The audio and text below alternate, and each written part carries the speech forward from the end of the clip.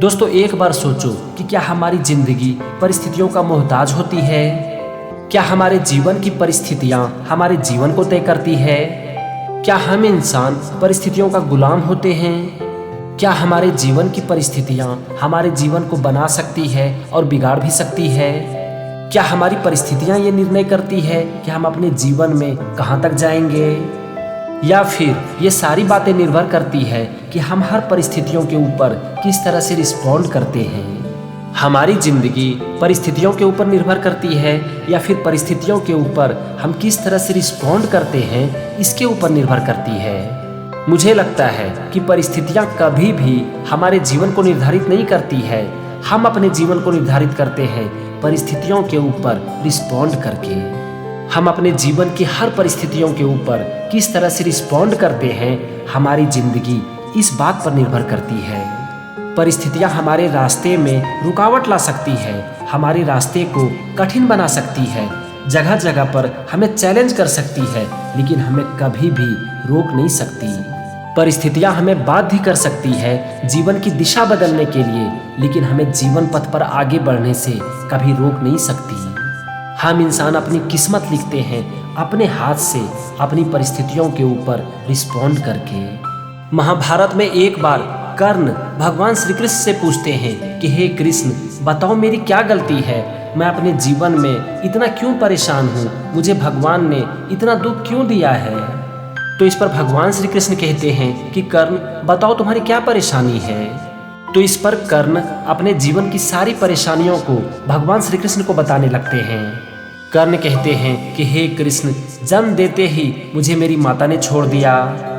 आप तो जानते हैं कि मैं जन्म से एक क्षत्रिय हूँ, फिर भी सब लोग मुझे सूत पुत्र कहते हैं। आचार्य द्रोण ने मुझे शिक्षा देने से इनकार कर दिया। गुरु परशुराम ने मुझे शिक्षा तो दी, लेकिन उसके साथ साथ मुझे शाप भी दे दिया कि उस शिक्षा की जब मुझे सबसे ज़्यादा ज़रूरत पड़ेगी तब मैं उसे भूल जाऊंगा। एक बार गलती से मेरे एक वान से एक गाय की मृत्यु हो गई तो उसके मालिक ने मुझे शाप दे दिया। द्रौपदी के स्वयंवर में मुझे भरी सभा में अपमानित किया गया, और यहाँ तक कि माता कुंती ने मुझे सच्चाई बताई सिर्फ और सिर्फ अपने पुत्रों की रक्षा करने के लिए। कर्ण आगे कहते हैं कि हे कृष्ण, मुझे पूरा जीवन अपमान का घूंट पीकर रहना पड़ा। आप जरा बताइए कि मेरा कसूर क्या था? मुझे मेरे जीवन में सम्मान सिर्फ एक व्यक्ति ने दिया और वो था दुर्योधन। तो अगर मैं दुर्योधन का साथ दे रहा हूँ तो फिर मैं क्या गलती कर रहा हूँ? कर्ण ने अपने जीवन की सारी समस्याओं को भगवान श्री कृष्ण के सामने रखकर कहा कि हे कृष्ण, आप जरा बताइए कि मेरी क्या गलती थी? मुझे क्यों इतना अपमानित किया गया और मैं ऐसी किस्मत लेकर क्यों पैदा हुआ? तो अब यहाँ पर सुनिए भगवान श्री कृष्ण का जवाब। भगवान श्री कृष्ण कहते हैं कि हे कर्ण, आपने अपने जीवन की सारी समस्याओं को बता दिया।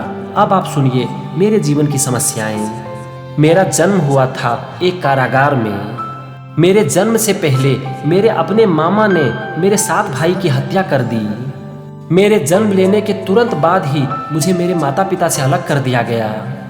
आपने बचपन से ही तीर और कमान की, तलवार की और रथ की आवाज़ सुनी है, लेकिन मैंने अपना बचपन बिताया है गाय के बीच। मुझे उस समय जान से मारने की कोशिश की गई जबकि मैं एक नन्हा सा बालक था।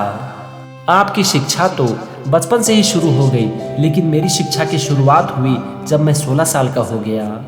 आपने तो उस लड़की से शादी किया जिसे आप चाहते थे, लेकिन मैं इतना खुशनसीब नहीं था। जरासंध से बचाने के लिए मुझे पूरे समाज को यमुना के तट से दूर लेकर जाना पड़ा, जिससे बहुत से लोगों ने मुझे सारी प्रॉब्लम की जड़ भी कहा।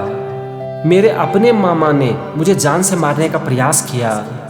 भगवान श्री कृष्ण आगे कहते हैं कि हे कर्ण, जरा सोचो कि अगर ये युद्ध कौरव जीत जाता है तो दुर्योधन इसका बहुत सारा श्रेय आपको देंगे, लेकिन अगर ये युद्ध पांडव जीत जाता है तो मुझे क्या मिलेगा? मुझे सिर्फ और सिर्फ युद्ध का दोषी ठहराया जाएगा। भगवान श्री कृष्ण कर्ण से कहते हैं कि हे कर्ण, इस दुनिया में हर इंसान के जीवन में बहुत सारी चुनौतियां होती है। इस दुनिया में आपको एक भी ऐसा इंसान नहीं मिलेगा जिसके जीवन में कोई समस्याएं ना हो, लेकिन हमारा जीवन हमारे जीवन की समस्याएं निर्धारित नहीं करती। हमारे जीवन की समस्याएं निर्धारित करती है कि हम उन समस्याओं के ऊपर किस तरह से प्रतिक्रिया करते हैं। भगवान कर्ण से आगे कहते हैं कि कर्ण, आपके अंतरात्मा को ये पता है कि जीवन में क्या सही है और क्या गलत। भगवान आगे बोले कि कर्ण, अगर आपके साथ कुछ गलत होता है या फिर वैसा होता है जैसा कि आप नहीं चाहते हो, तो इसका ये मतलब नहीं है कि आप गलत रास्ते पर चलना शुरू कर दो। आपके साथ क्या हो चुका है, क्या हो रहा है या फिर क्या होने वाला है, ये आपके हाथ में नहीं है।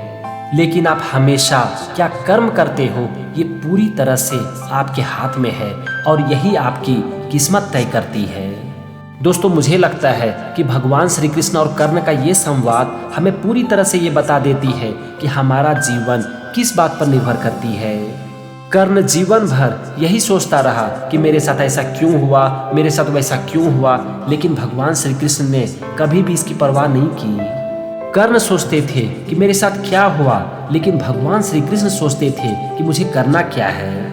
दोस्तों, इस वीडियो के द्वारा मैं आपसे सिर्फ इतना सा कहना चाहता हूँ कि आपके जीवन की परिस्थितियाँ चाहे कितनी भी बुरी क्यों ना हो, आप हमेशा इस बात पर ध्यान रखो कि करना क्या है। आप कुछ भी कर लो, आप अतीत को नहीं बदल सकते। आप कुछ भी कर लो, जो होना है वो तो होकर ही रहेगा। आपके हाथ में है सिर्फ और सिर्फ वर्तमान, आज और ये पल। बस इस पल में अपना सब कुछ लगा दो। जो हो चुका है या फिर जो होने वाला है वो आपके हाथ में नहीं है। आपके हाथ में सिर्फ और सिर्फ है कर्म करना। बस कर्म करते चले जाओ। अगर आप इतना सा कर पाते हो तो एक बात को याद रखो कि आपके जीवन की परिस्थितियां आपका बाल भी बांका नहीं कर सकती। ये आपको डरा सकती है, धमका सकती है, रास्ते बदलने पर मजबूर कर सकती है, लेकिन ये आपको आगे बढ़ने से रोक नहीं सकती। भगवान ने हम इंसान के हाथ में सिर्फ कर्म करना लिखा है। बस उसे करते चले जाओ, बाकी सब कुछ उन्हीं को समर्पित कर दो, क्योंकि उसके बाद जो कुछ भी होगा अच्छा ही होगा। तो चलो, आज की वीडियो में बस इतना ही। जाते जाते आपसे फिर से एक बार ये कहता हूँ कि आपके जीवन की परिस्थितियाँ आपके जीवन को तय नहीं करती। आपका जीवन तय होता है उस परिस्थितियों के ऊपर आपकी प्रतिक्रिया से। इसीलिए जीवन की हर परिस्थिति में अपनी प्रतिक्रिया को अच्छा बनाए रखो और अपने कर्म को करते चले जाओ। उसके बाद जो कुछ भी होगा अच्छा ही होगा। चलो, thank you and wish you all the best.